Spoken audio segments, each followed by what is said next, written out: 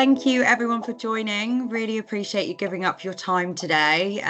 We've set this up to talk about all things contract recruitment in the USA. So our goal is to hopefully equip you with strategies, insights, and practical steps that are going to help you build a profitable US contract business.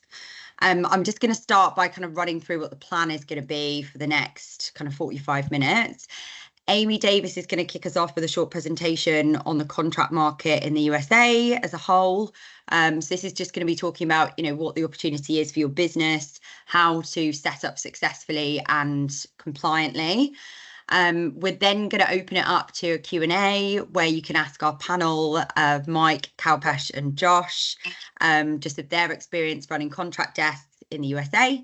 There is a Q&A icon at the top of the screen, so feel free to throw in your questions there at any time during the presentation or over the next kind of 45 minutes. You will have the opportunity to ask your questions anonymously, and we'll also be providing a recording for everybody, which we will send out post-session, so everyone will have a copy of this afterwards.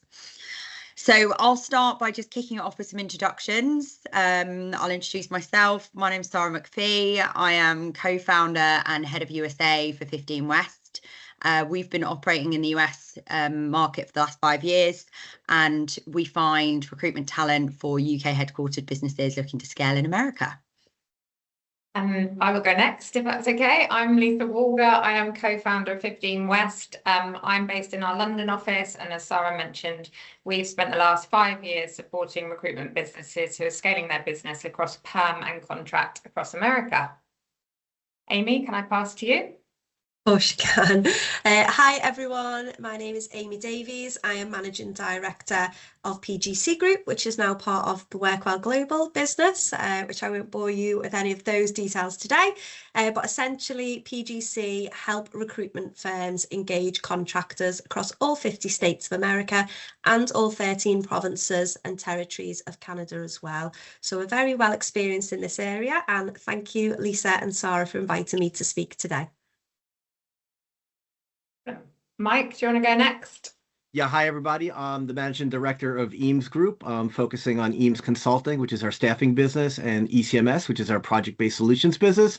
We're primarily an insurance banking recruitment company based in the UK, soon to be tech and expanding across the US and Asia.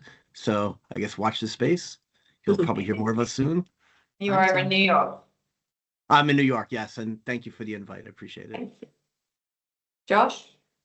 Hi, morning everyone. My name is Josh Baker. I'm with RockSearch. I'm the head of contract delivery and kind of back office operations for all of our contract business in the US. Been in the contract recruitment market for about 10 years now across the UK and the USA. And I'm based in a very wet and dreary Austin, Texas. Bless you. Thanks for joining. And Kalpesh? Hello everyone, Josh, I've got no sympathy for you because it's still warmer there than it is in London. So hi, I'm Kalpesh. My background is 25 plus years in recruitment, still trying to leave. Love recruitment, love staffing, love the USA. I support companies today on how to either recruit from afar or how to set up in the good old US of A. Fantastic.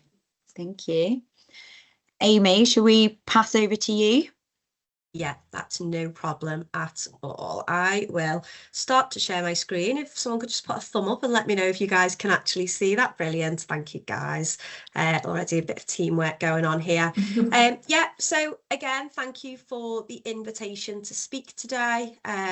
When Lisa reached out, I was like, absolutely no problem. We've helped lots of the 15 West clients scale in the US across contract recruitment, and we've always worked really well in partnership together.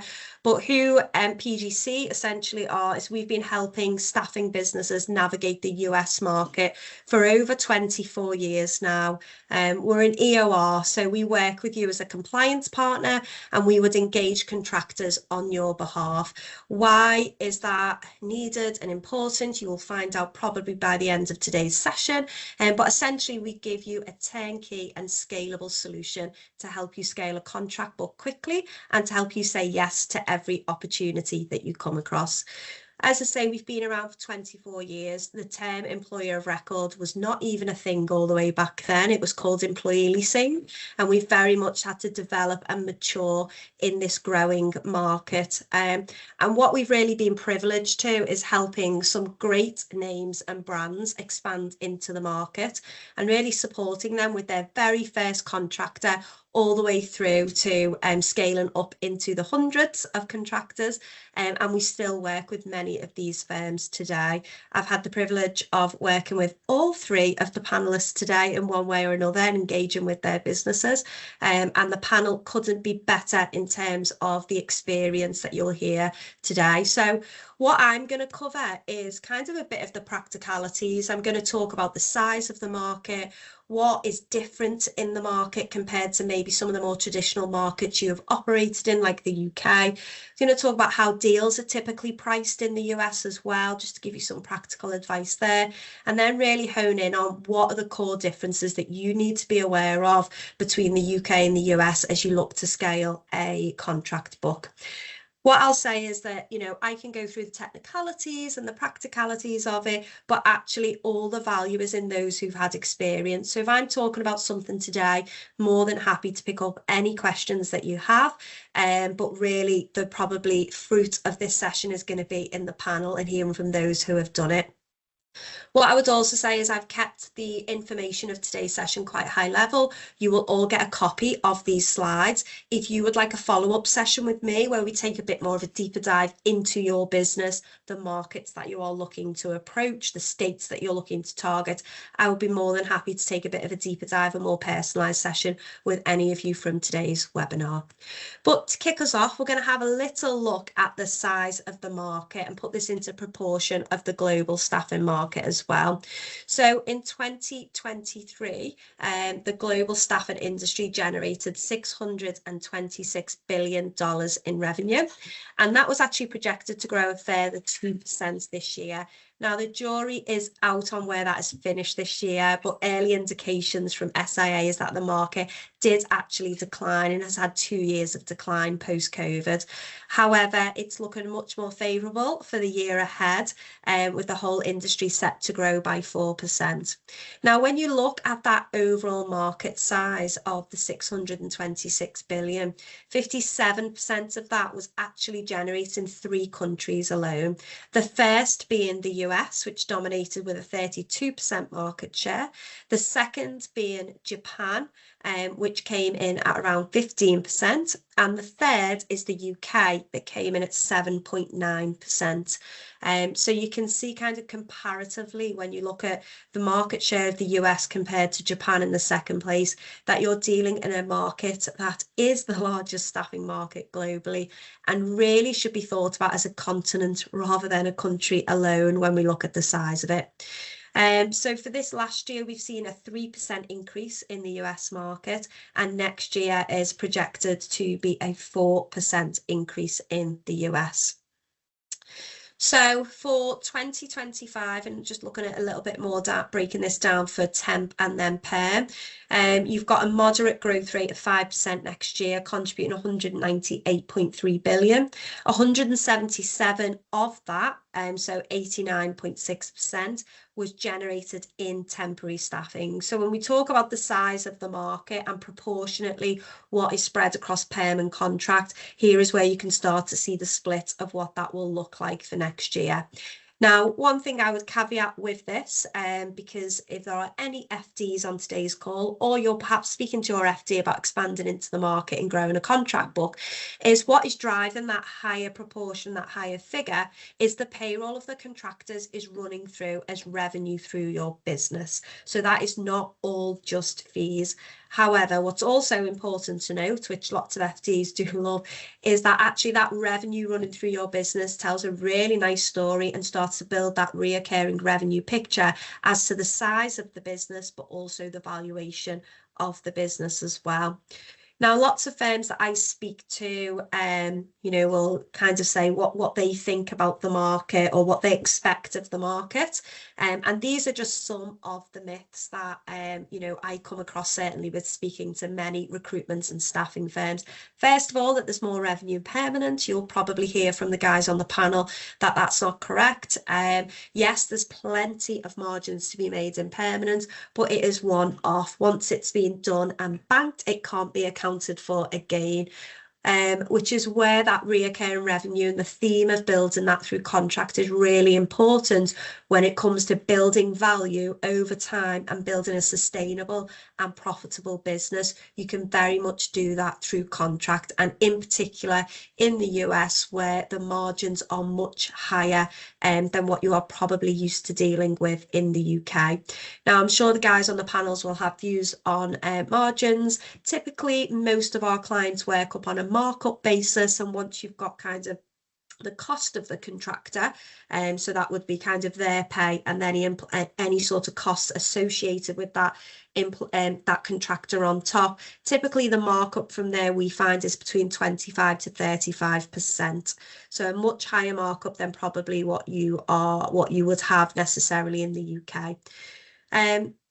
A reason why people would steer away from contract is because it's too administrative. There's too many compliance burdens in the US. It's complicated state by state. Now, all of those things technically are true, but there are ways to navigate that, and it's not impossible. And actually, with the right partners and the right experts around you, you can very quickly overcome those challenges to build a successful contract book in the US.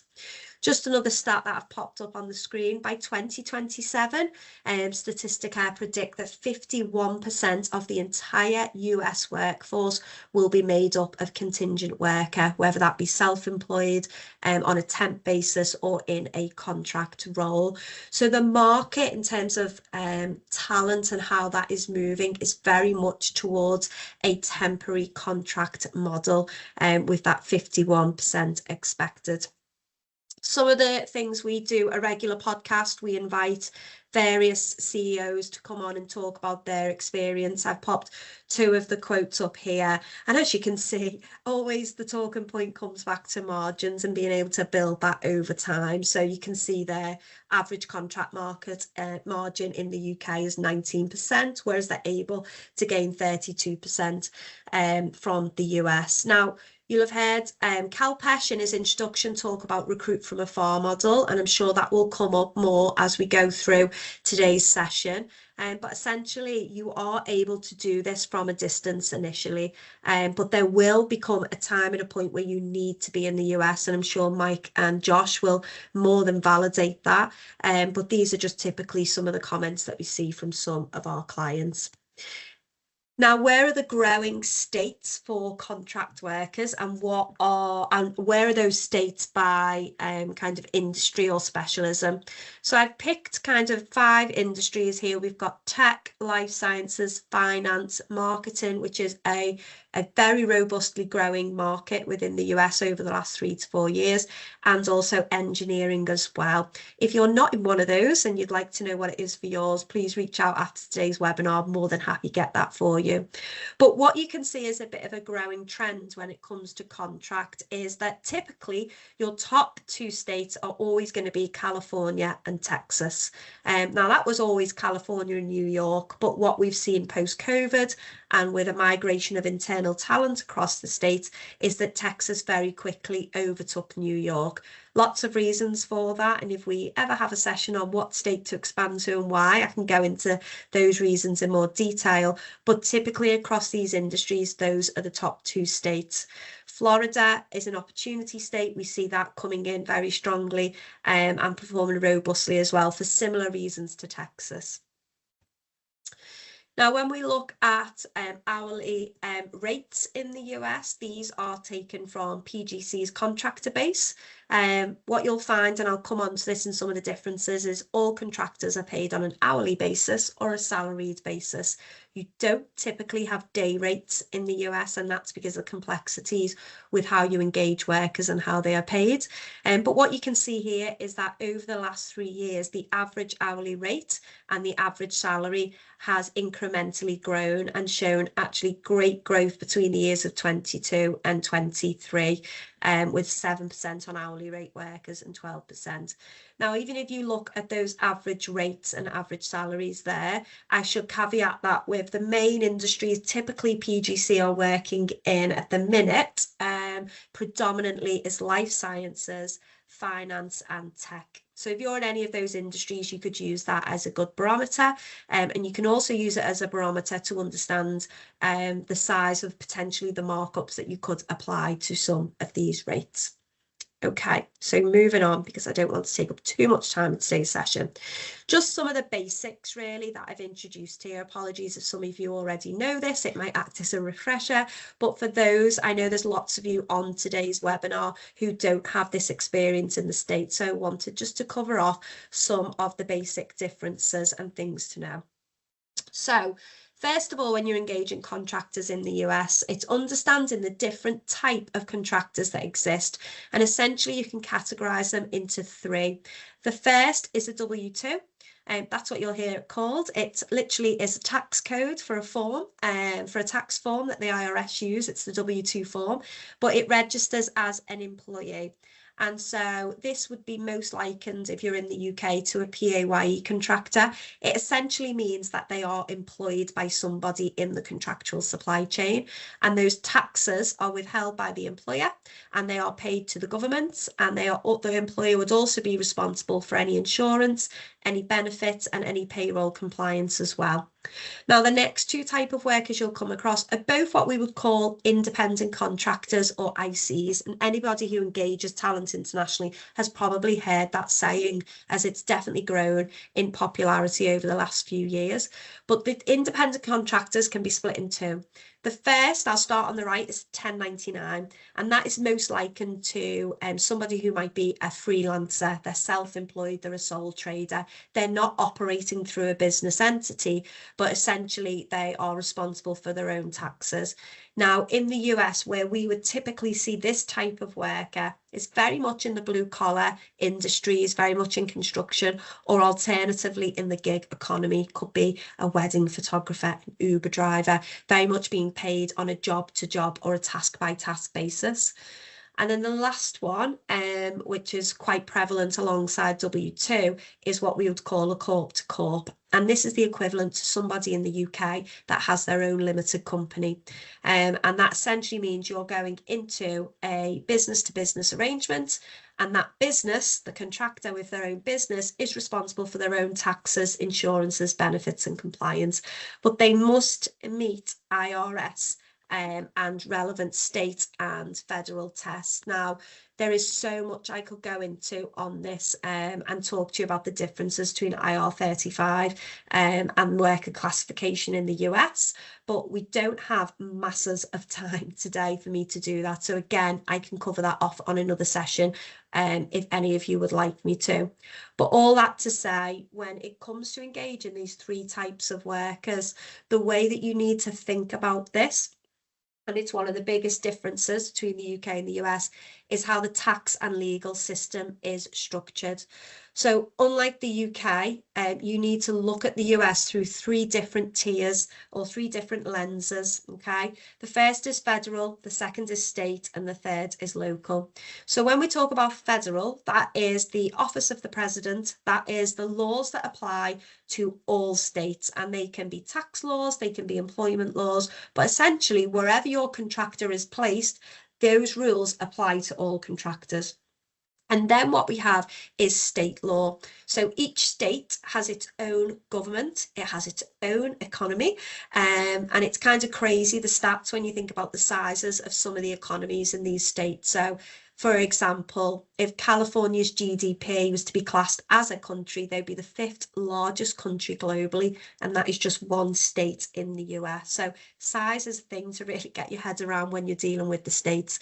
But each state will have their own government, and that government will take essentially the federal laws and they will add to it. They can't take away from it, but they can add to it, and they can also create their own unique laws as well. And then in the really, really largest states, so if we take California as a good example, you have local governments. So the area of San Francisco has its own local government, its own local laws and taxes. So now when we step back a minute and think about contractors and where you're placing those contractors, you're essentially working in a multi-dimensional employment and tax system. And this is one of the reasons why people perceive the market very difficult to navigate. But it's also one of the great reasons why PGC has helped so many business scales, because we take away that headache from you in terms of the contractors that you are placing, and we'll make sure all the appropriate taxes are paid, federal, state and local, and all the appropriate engagement and employment laws are also applied to those workers for you. So, I always describe ourselves as working as your compliance partner to ultimately drive up the value of your contract book. One other thing I would just add whilst I'm on here, and I'm sure the guys on the panel may add to this, is that I also say you should look at this through a cultural lens as well. And I apply that mainly to how you go about developing business, because sometimes how a client might like to do business in New York may not be the same as how they might like to do business in Florida. And so your outreach strategy, your entertainment strategy even may need to vary state by state. So we always talk about thinking of it as 50 countries for this very reason, and to really start in one state and to focus on understanding that state and where your target clients are, building it out, and then being able to build it out from there. When it comes to contractors though, you have a huge talent pool of 50 states if you're able to place those contractors remotely.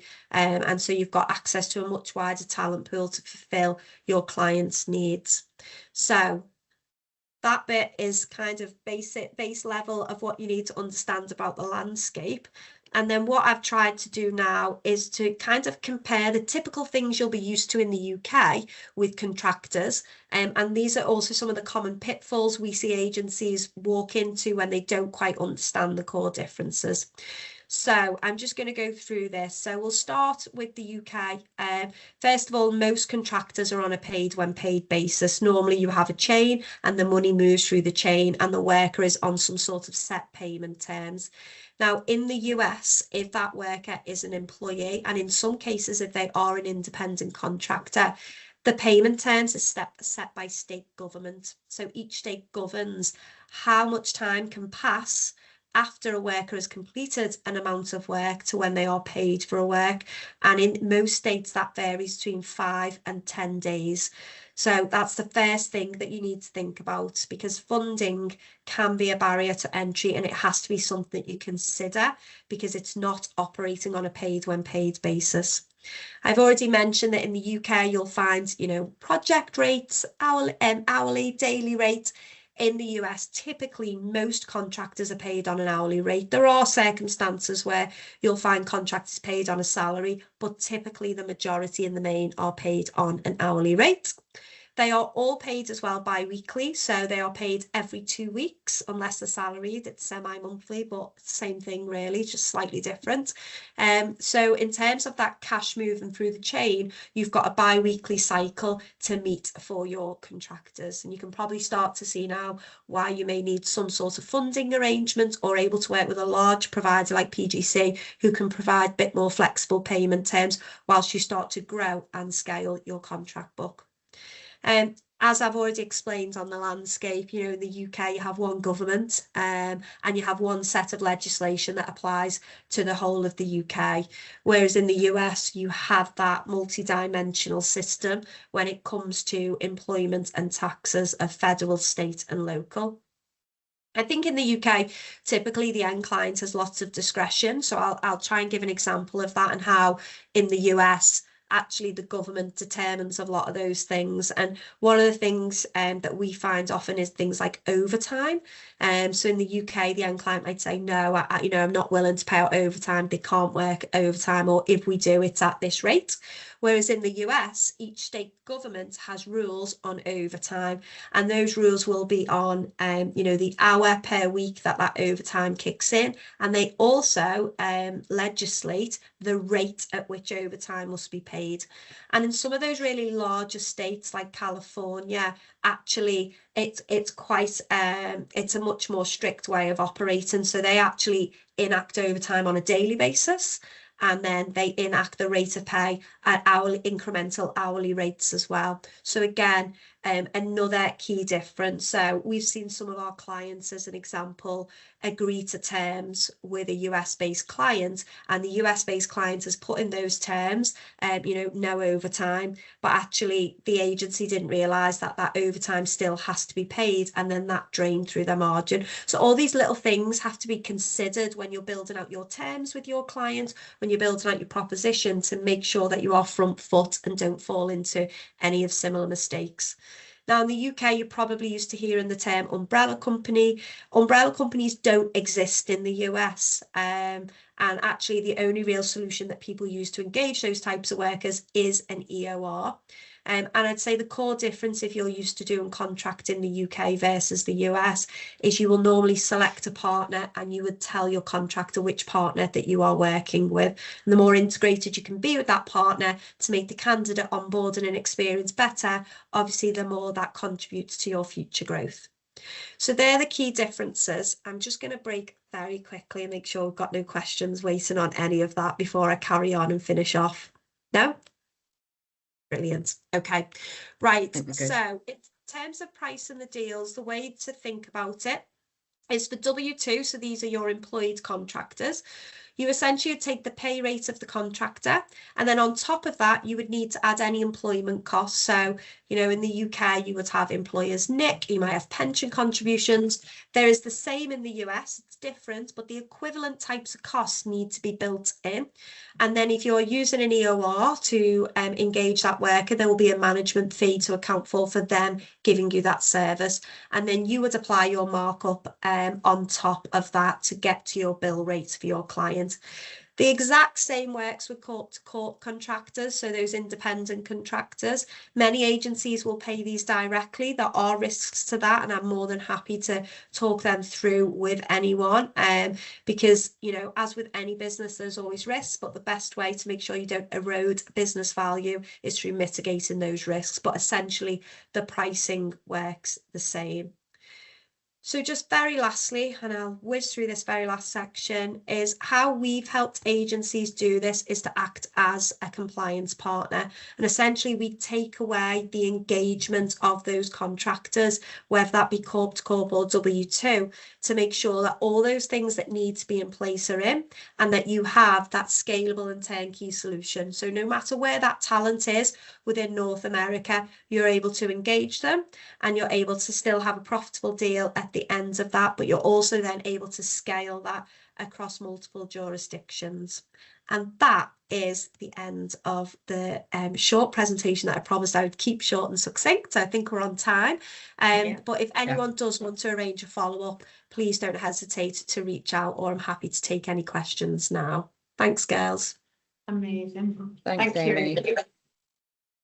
Really helpful. Loads of detail there, and thank you for covering that. We've had a few questions in advance, but I think a lot of them you did cover. But I'm just going to kick off with kind of a bit more of an overview in terms of the panel have worked well. Josh, for example, you've recruited in the UK and in the US. Mike, you've worked for businesses that have both locations. Same for Kalpesh. What would you say, the biggest difference between UK and US recruitment is? Just if you could say it in one sentence. Mike, I'll come to you. I could do it in 2 sentences. Sorry. I think the first thing is the compliance and the legality and contracts and how things work is first key in Amy hit the nail on the head. I would not attempt to go into the US market without a partner like PGC. First of all, it could be quite challenging. I think the second part is, which was also mentioned, is the BD strategy and how you look at different states and how you approach your candidates and your clients in the different states, which we could talk about later. But those are two key differences for me. Okay, thank Brilliant. you. Josh, I think you're on mute. Classic Zoom change. Just touching on Mike's point, and having worked on the ground on both sides, there's specifically on contract, everyone approaches it with such urgency, and I think it's absolutely critical that you have a real strong infrastructure in your business before you allow your consultants to go and start selling, so you know the step-by-step process to onboard a contractor, because we've had it in the past where everyone pushes urgency, sell, get someone started as soon as you can. If you get a worker onboarded before they're onboarded with your EOR, you're paying out of pocket for that worker because you can't backdate the pay, which is slightly nuanced to UK market, where it's like we can get someone started tomorrow, right? Like offer start tomorrow, and then all of a sudden you're paying the contractor out of pocket because you can't backdate the pay for them. So it's so critical that all of your consultants and you understand what is the step-by-step from closing a placement to onboarding them, to ensure that you're not at risk of crushing your margins. Yeah. Brilliant. Thank you for that, Josh. Shall I jump into a couple of questions that are in here, Lisa? So the first one is, what is the best remote UK-based agency for client outreach strategy, tech/IT, Texas? Sorry, what was that question again, Sarah? Sorry, do you want me to repeat it? So what is the best remote, so in brackets, UK-based agency, what is the best remote for client outreach strategy, tech/IT in Texas? So I'm going to interpret the question as, how do you go about doing it versus what markets you do? Yeah. So I think that it goes back down to you need to make sure you got the right tools. So one of the things I tell everyone is make sure you got local telephone numbers. Make sure phoning from a London-based telephone number to Texas doesn't always land. Make sure your telephone provider gives you clean telephone numbers, because I think that's the other thing in terms of tech. I've been guilty of it in the past where you pick a load of telephone numbers and you realise actually they're going straight to spam. And then the final part, when from a BD strategy, and look, whether it's Texas or whichever state you're going after, right, is understanding what lands in that state, what the time difference is if you're doing it from the UK. So at 8 o'clock in the morning, or just after lunch at 1 o'clock, hitting California, it doesn't work because it's still way too early.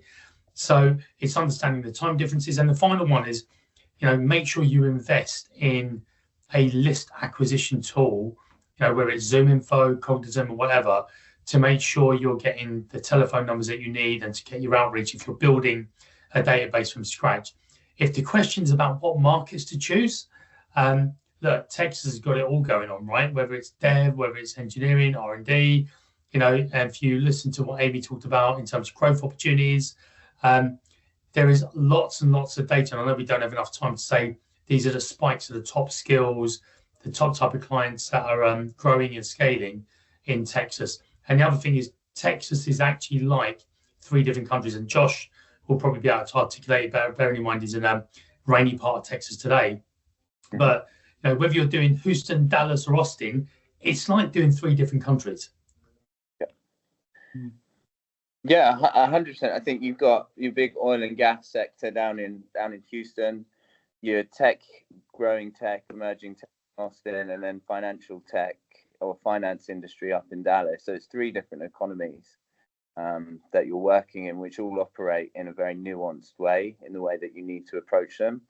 I think specifically if you're looking to outreach into Texas, having worked in the UK previously, you would need to look at setting up a quarterly trip out here. It's very much face to face, shake your hand, a very sort of way of engaging with businesses and customers. If you're just a voice on the end of the telephone, they don't trust you out here. There's zero trust in it. So I would say if you are looking to grow remotely into the Texas market, it's critical to put flags in the sand of weeks at a time you're going to come out and meet those customers. Yeah, I would actually say that although the Texas market looks really exciting, and there's a lot of interesting things going on in Texas, it's probably one of the harder markets to actually penetrate, I think, from outside the Texas or Midwest region. Now, keep in mind, you could do oil and gas, you could do engineering, there's things that you could do and make money in Texas. But if you look at the bulk of Texas economy and contracting, the chunk of it are larger firms, right? So you have your in Dallas, where you have Toyota Motor Credit, you have Frito-Lay, Pepsi, you have some of the banks, Exxon and Halliburton, places like that down in Houston and Austin is very similar. That cost of client acquisition is quite high. In those, there's lots of compliance issues that you have to go through from the client side, not from the state working side. So if I'm looking at the U.S. market, Texas is really exciting and you can make money there, but if you don't really plant the flag there, it's going to be difficult to grow. I think the point that Josh made is really important. If you look at Texas culture, very similar to California, it's boots on the ground, it's shaking hands, it's meeting people. If I was going to do something from overseas and I'm not in the US, I'd probably pick more like a New York, New Jersey, Florida, Maryland, Massachusetts is probably my point of, and even maybe Chicago as well as my point of entry into the U.S. market. But it's up for debate. I mean, we could debate that many different ways. Well, I guess that was kind of covering more of the remote angle. If we were looking at, if you were physically in that location, like what would you say is the best route to market for scaling a contract desk in Texas? Yeah, I'm happy to take the lead in this. I think first of all, you have to define your client archetype that you're going to go after. It's such a big economy. It's a $3 trillion economy in Texas that what we see, or what I've seen a lot of is, BDs or recruiters getting lost in the wash with it and not getting any penetration because they don't focus down on a specific sort of archetype of client. Not just the technology, but really where does that tech sit within a customer? And it's also the second thing that I would sort of point to is that take your time and build meaningful relationships with large customers. It's very easy to grab low-hanging fruit for vanity from startup clients, and I'm not saying that that's not a great model, but if you want true scale in contract business in the US, you have to hit the enterprise customers where you can place mass amounts of people, which takes a longer amount of time. Define, and we call them Trojan horses, right? So we look at what is the niche's hardest tech that customer might be trying to hire, and how can we go and position ourselves as market experts in that area to start having conversations with the people inside those enterprise customers who are really in pain. Who is going to be the person that can sponsor you and get you through the vendor onboarding process, which can be very, very challenging in the US, given the scale of these customers and the amount of agencies they might be using. So that's how I would look at it. Is one, define what customer do you want to work with? Two, what technology are they really struggling with? What projects do they have going on? And then three, how can you position yourselves in front of them to be that market expert, whether that's candidate acquisition of the niche's talent that you send out to them on an email and then an email chain follow-up, or getting in front of them and meeting them. Thanks. Yeah. One of the questions we had was, does speccing in candidates work? I'm assuming in your case, probably not. No. I think from our side, it's absolutely critical, but it can't be one-off mail shot once a month. That's not, your mass. You add 500 managers from Zoom Info, and then you go and spam a resume or 3 resumes once a week to those 500 and hope you get lucky. You have to be a lot more targeted in the approach and a lot more bespoke in the outreach to the customers. what you don't see is in the US, not only do you have recruitment agencies, you also have corp-to-corp houses and big SI integrators that house thousands and thousands of candidates that you're competing with. And a lot of the time, if you send a mass mailer out, you're falling into the same channel of traffic as those sort of lower tier providers that will get you flagged as spam very quickly. So it's a spec resume. We actually use LinkedIn quite a lot to send anonymized resumes so that we know it's landing directly with the manager or outside the lane of traffic where all those spam emails might be on a daily basis. Yeah. Amazing. Thank you. Yeah, I think spec CVs, by the way, and I agree with pretty much everything that was just said. I think though it is useful, right? It's depending on the skill set and the industry that you work in, it's quite useful, but it's only one tool in the toolbox of sales, right? And you have to really look at short-term, mid-term, and long-term business development, a client base. If you're gonna go into a new market, yeah, the startups, it does feel quite sexy. It's a lower barrier of entry. That could be your short-term, get a couple runners on your books.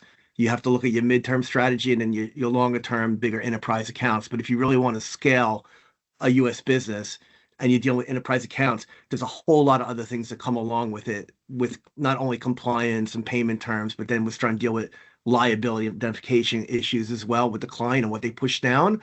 So as you're going to take on enterprise accounts, you're going to be taking on a lot of unfavorable terms, and you have to have, the kind of the stomach to be able to do that. So just thinking about how you grow the business, I would look at it from a very approach of short term, midterm, long term. Identify your market, identify your client base. What does an ideal client look like? Have a BD strategy that kind of overlays, build some credibility, and then expand from there. Amazing. Actually, one of the questions you touched on there on margin, and Amy touched on it as well, like what the differences you see between like negotiations on margin from the UK and the US?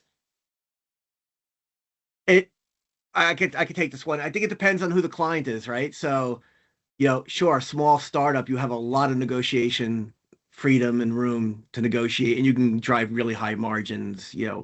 I've seen 60, 70, 80%. I've even seen 100%, especially on some project-based work.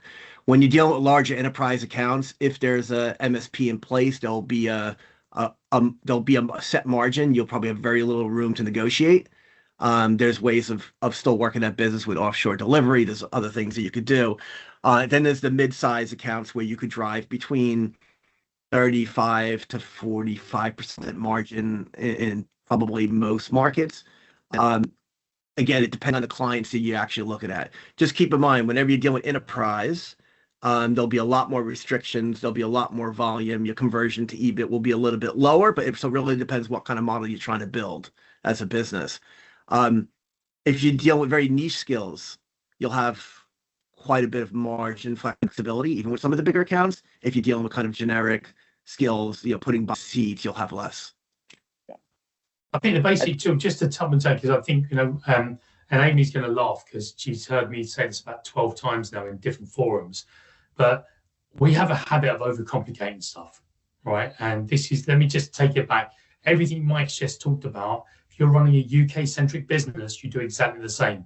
Key accounts, MSPs, PSLs, high margin, startups, same principle, right? The only thing that we're talking about is two things. One, stop talking about the USA like you do the UK, right? And I've been in recruitment 20, 25 plus years. When I started off, we started talking about postcodes, right? That was the S3 model, and then subsequently we've gone on. So when you're going into the USA, you've got to ring fence it either as a state, a skill, a subsection, however you do it, a block, depending on which city you're doing. I know in New York, companies have really literally said, right, this road, we're going to start here, depending on the sector to go into. The second point I'd make clear is just get your entourage clear from day one, right? And the entourage is, of course, I'm going to talk about my friends at PGC because they've helped me quite a few times, but make sure you've got a good legal person. Make sure you've got a good accountant who can help you understand how to do business in the USA. Make sure you've got the EOR partner ready to go. Make sure you've got your funding line clear. Because if you don't have all of these elements of your entourage ready, you land the deal, and exactly what Mike and Josh both said as well, you'll end up in trouble. And all of a sudden, that 45% deal that you're high-fiving, ringing the bell, saying, I've just set a record, you could end up making a loss really quickly. Great advice. Yeah. We've got another question in here. What's been the route to success for winning work from a statement of work perspective, particularly when coming up against local consultancies? I'm happy to take lead in this. We actually just closed back end of last month, just closed 200k SOW with a big enterprise customer out here. And what is imperative to win SOWs, in my perspective, with those larger enterprise customers, and also that takes you outside the lane of the MSP side where the margins are fixed. When you can go T&M with the indirect procurement channel, I think what's imperative for us, or I'll talk you through exactly how we won this piece of work, is went and met very high level leader, SVP of this business, face to face, got on really well with them, had a unique value proposition for them. They then sponsored us down 4 or 5 levels to who actually had the need, and told that person they were to work with us and they would get us onboarded, and walked us through the procurement channels. So I think going about winning the SOW, what I see a lot out here in the US is there's so many complexity of level of hiring manager, from the person who's actually doing the interview, you know, then to VP, SVP, group VP, you know, C-suite. You need to identify who's the person that can actually sign off on using you as a supplier, and build the relationship at the right level of that in that organizational chain. What we see a lot is consultants go and pitch the actual person who's hiring the role and might be doing the interview and take a loose job spec and walk away thinking, great, I've got this opportunity on, we can start sending CVs. And then it goes up the chain a week later and it gets absolutely squashed, and there's a lot of wasted time and effort. So I think pivoting to hit the highest level people that you can to build those relationships and get them walked back down the chain to the frontline team that might be hiring is how we've seen success in SOW work. Brilliant. Is there anyone else just on that one? Yeah, I think it's a really good point. I think you need to kind of sell top down SOW, so you need to build those relationships at a senior level. Also, there's credibility on deliverables and delivering the work, which is quite important. So without a track record, I mean, it's certainly possible to do. It's also, I would say, depending on what the work is, it could be the product as well. I'll give you an example. In past lives, I won a $10 million SOW with a large enterprise account, which sits multiple states, to provide a very niche skill that they wanted to onboard back in the US. They were doing in India and they were having challenges there. So by just having the relationship with the chief procurement officer, the sponsor of the project, who was not a technical person, was not an IT person, it was actually somebody from the diversity side that sponsored it, we were able to get in and then backload and then knock out a couple big vendors that were already in there that were having a difficult time delivering that niche product. So well, if you look at that approach, it was a three-prong. It was the relationship from the top down. It was the sponsor of the project, the person actually owned it, and then also the really good product. But then it's the credibility of delivering. If they're going to trust you with a large SOW, you're going to need to be able to deliver. So you got to make sure that you could actually deliver the product. I've got a question. Is the outsource model in terms of delivery something that you guys have gone down, or is it all kept onshore, like offshore delivery in terms of your contract businesses? We have a center of excellence here in Austin that I oversee, which is all onshore recruiters here, that we use an entry-level model where we bring them in, and the first 12-18 months now they spend as a recruiter sitting under us on contract, learning the candidate acquisition piece, building out specific talent pools. But we keep it all onshore because the speed of delivery and quality of delivery is much higher for us. And if we're out there selling as a premium service and selling the SLAs we can hit with delivering to a job within 24-48 hours, I'm not saying it's impossible to do offshore, but to get the quality that you want in the speed that you promise your clients is a little bit more challenging. So we've avoided it and brought it all in-house.